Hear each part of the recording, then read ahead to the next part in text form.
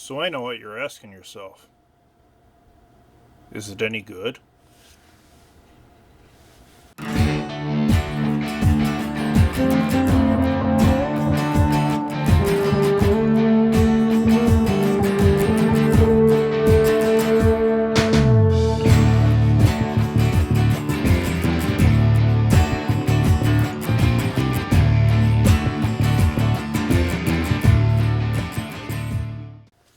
Hey, Dr. DuBose here. I tend to get asked two things relatively early in the class. One, what am I actually looking for? Makes sense. People want to know how to get a good grade. I also tend to get asked, so how do I do this writing thing anyway? Good question. Luckily, I'm a professional. Let's get into it. Now, here's what I tend to look for when I grade papers. The first thing, the prime thing, the biggest thing is going to be argument. Argument is the most important thing in papers. What I mean by argument isn't necessarily the you're wrong, no, you're wrong, no, you're wrong thing that you're expecting.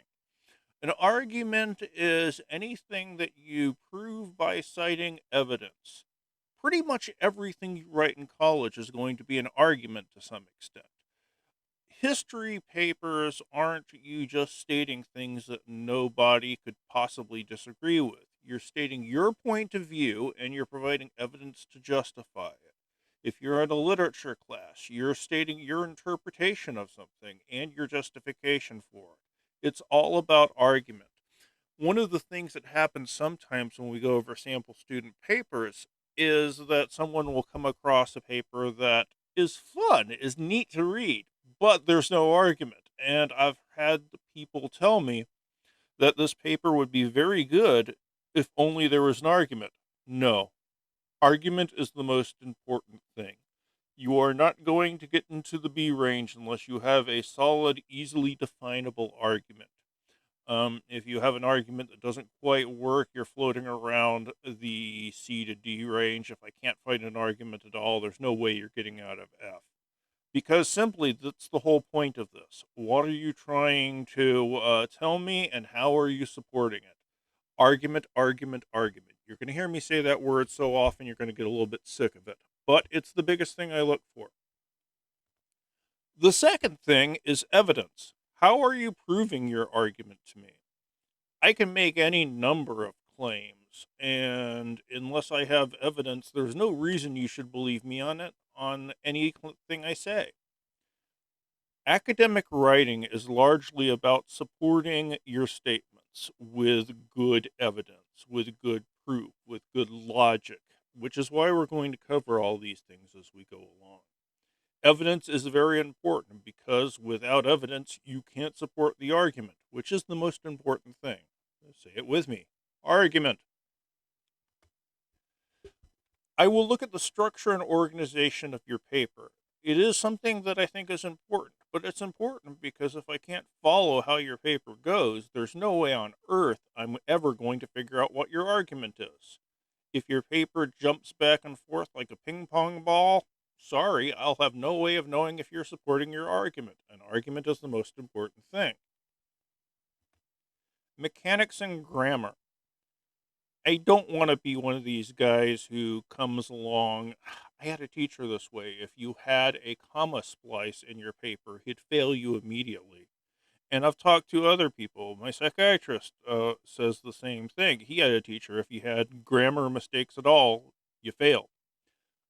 I'm not that extreme, but mechanics and grammar are important because if I can't figure out what you're trying to say, if I'm spending all my time trying to decipher what your argument is because I can't figure out what your sentences say, your mechanics and your grammar are getting in the way of argument. I will always look at argument first and foremost, and everything else is important in terms of how it helps you or hurts you from getting that argument across. Remember, you're trying to say something and you're trying to convince me of something. That's the way to always look at it. And the question is, how do you actually go about doing this kind of stuff? So let's talk about how to do a good kind of argument. You know you want to argue on something, you just don't know how to go about doing it. Well, stage number one is review your sources. If you have never done research on something, you don't really have any ability to make a good argument. Research comes in and out of the process an awful lot. But I don't think you should even try to do a thesis unless you have some level of knowledge about your subject. So, look at sources, see what everyone else is saying. It's not an argument if you're just repeating what other people say, but knowing what other people say can help you define what your own specific argument is. Follow the evidence. When you see sources that cite other people, read the things the other people are citing.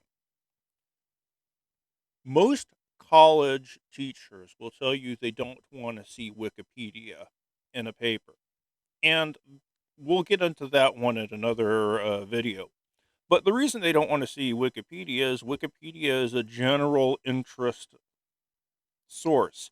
What Wikipedia is trying to do for you is to give you a big, broad overview. You don't need big, broad overviews. We're doing more specific stuff here. What you can always do, though, is go to Wikipedia's sources. They always list them, and check out the original material for yourself.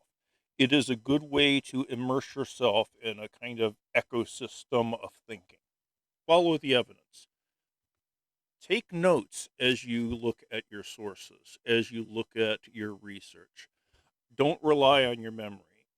Research is a huge part of what we do here, and you cannot keep everything in your mind. One of the things you will find out as you go through Comp 1 is that you're going to be doing a lot of different stuff.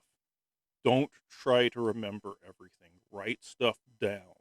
If you don't want to write in books, fine. Break out paper and write in that. Take notes in your phone, whatever, but you need to take notes because you're going to be going back to them, particularly when you were talking about research. The research will take the most time.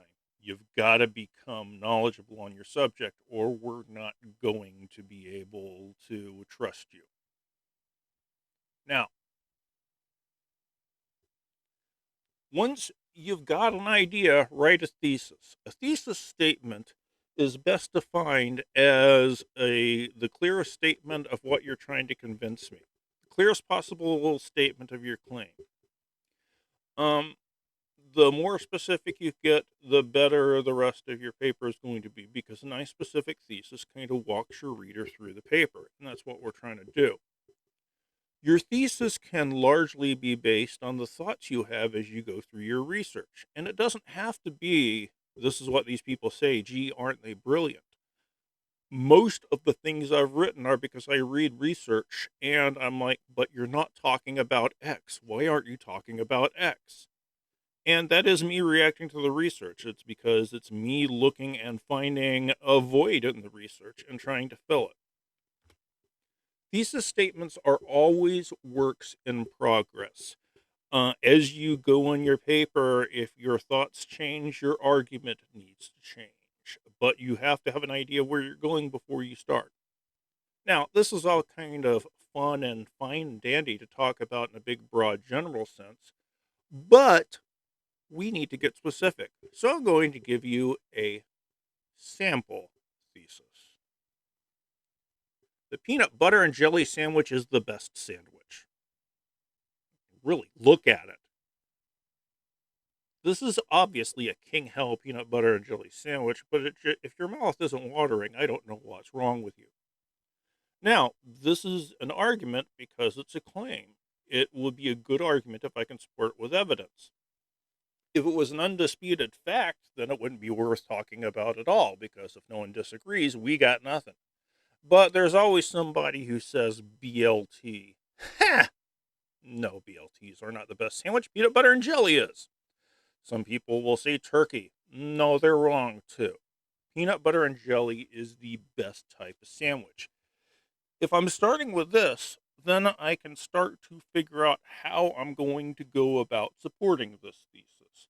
And planning out your argument before you sit down and bash out words is a very good idea.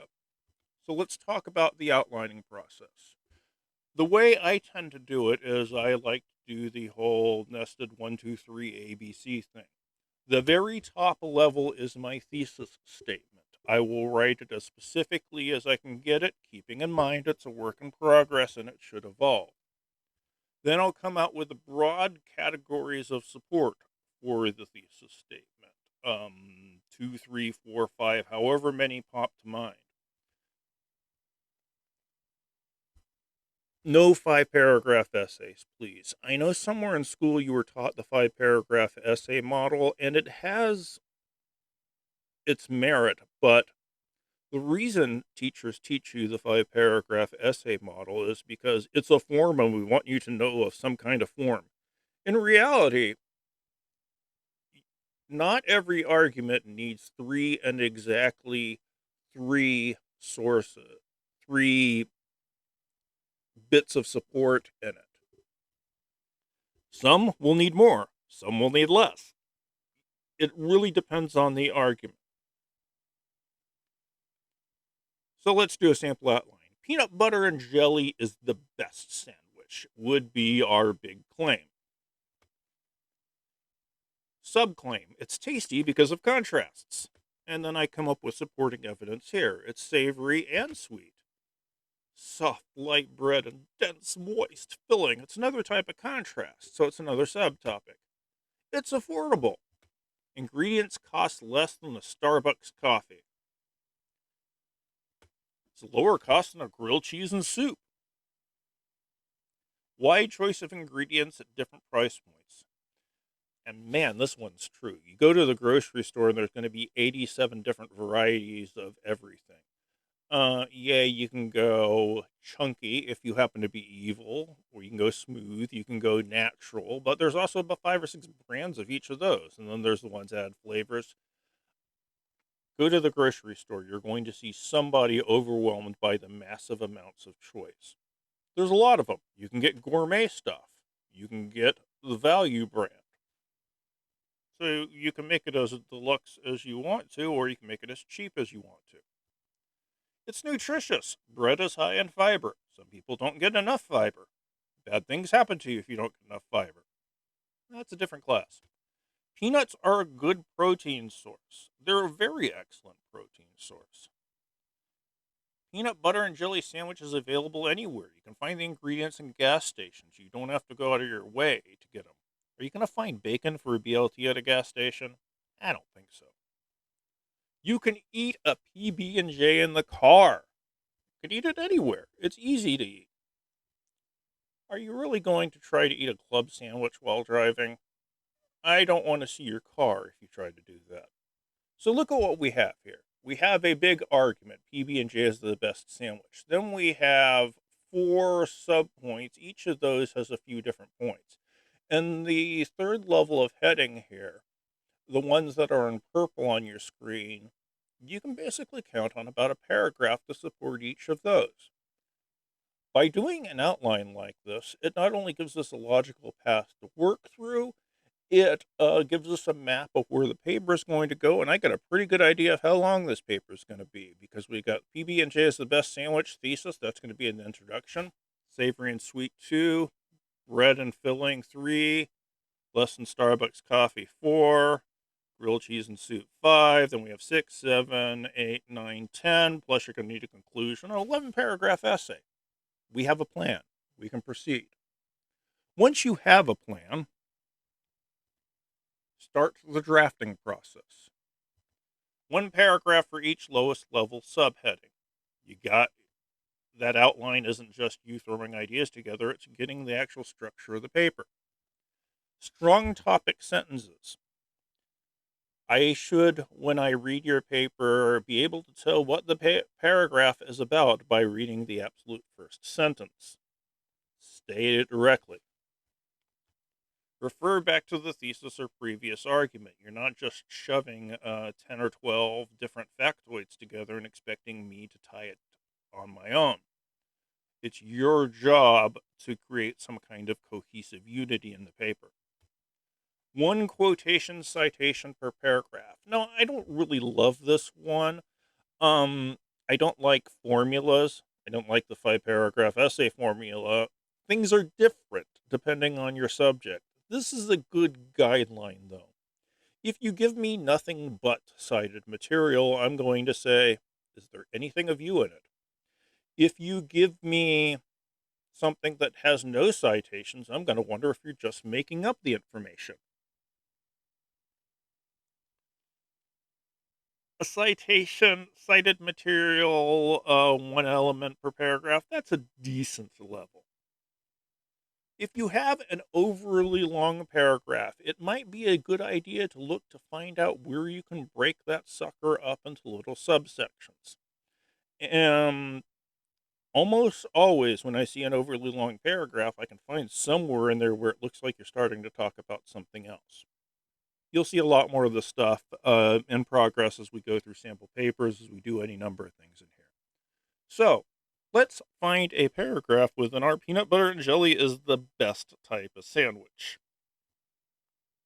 I've even color coded it for you. Strong topic sentence in red. One of the aspects of the PB&J is that it sets it apart from the competition is its unique combination of contrasting elements. Topic, reasoning, is in black. Prime among these is a contrast between the savory, salty peanut butter and the sweet jelly. Creating a contrast between savory and sweet elements is a well-known technique for achieving deliciousness. This contrast is even sought after by high-end chefs seeking to create unique food experiences. Now we have evidence in blue. Restaurateur Ayapaco Falai, in an interview with the Specialty Foods Association, explained that the contrast between sweet and savory is one of the most basic in food. And we have a citation there. We don't leave it there. We explain how all this stuff fits together. The peanut butter and jelly sandwich, then, is loaded with one of the prime characteristics of amazing cuisine. So, topic, reasoning, evidence, summing up. Let's try another one. The ingredients for a typical PB&J cost less than a medium coffee at Starbucks. That's our claim. Reasoning. To construct a PB&J, you need 2 pieces of bread, a tablespoon of peanut butter, and a tablespoon of jelly. Factoid. An average price of bread in the United States is $1.40 for a 1-pound loaf containing 12 slices. Bureau of Labor Statistics. And if this is from the government, we know it's got to be right. Right? Right? Thus, 2 slices of bread cost approximately 23 cents. A pound of peanut butter costs approximately $1.90, same source. And back to the reasoning, and is equivalent to about 28 tablespoons. This gives us a price of about 6 cents for a tablespoon of peanut butter. Assuming the same price for jelly, this makes a grand total of 34 cents for a sandwich. We have another bit of factoid here. It's a much lower price than $1.75 for a grande drip coffee at Starbucks. This is a little old information. God knows how much Starbucks charges at nowadays. Then we have our little transition wrap-up. This means that a PB&J is not only delicious, referring to the point we made before, but is also affordable. You see, there's not only a structure for a paper to go, there's a structure for a decent paragraph to go. Make the claim, spell out how everything works, give me a fact, wrap it all up. So let's say you've got your outline, you know you're doing a 12-paragraph paper, you know how each paragraph is laid out, you write each paragraph. Then what do? Are you done? Do you turn it in at the last minute? No. Review your stuff. Good writing isn't writing. Good writing is rewriting. Most of the stuff in writing isn't typing down your brilliant first drafts. Most first drafts are horrible. You go back and you fix stuff over and over and over. You spend the actual first draft process shouldn't be the biggest thing. You should prep for it a whole lot, and then you should go back and fix everything. Once you finish your draft, you've got some questions to ask. 1, did you really prove the original thesis? If you did, go to the next step. Almost always, you found out that you're not ending up doing exactly what the original thesis says you're going to do. So you got some options at that point. You can change the draft and make it so you are now supporting your original thesis, or you can change the thesis itself. Either of them are good. Now, realism note here. You know, and I know, that we really can't make an argument about the PB&J being the best sandwich. It's just too big and broad. Can I compare it to every single sandwich out in the world? Of course I can. But I can make a more narrow defined claim. And making your claim more narrow and defined is always a good thing. Peanut butter sandwiches are a good choice for travelers because they are affordable, tasty, and easily portable. It's a more specific statement. As a thesis, it's making a more defined claim. It's not nearly as broad. But that's good because if it's a bit more narrow, we have access to more specific stuff to claim our argument. Then, once you come up with a plan, you go ahead and go into the revision process. And we're going to talk a lot more about this as we go, but this is a good outline of what we're doing for a paper. You do some research while thinking about your subject. You come out with a claim. You do a bit more research to see how well you can prove it. And then you plan out your paper. Do it step by step. You connect the dots in the individual paragraphs. Make sure you did what you think you were trying to do. As I said, we'll cover a lot more, but that's our overview. And as always, if you have any questions on the writing process, please do let me know. I'm here to help. See you next video.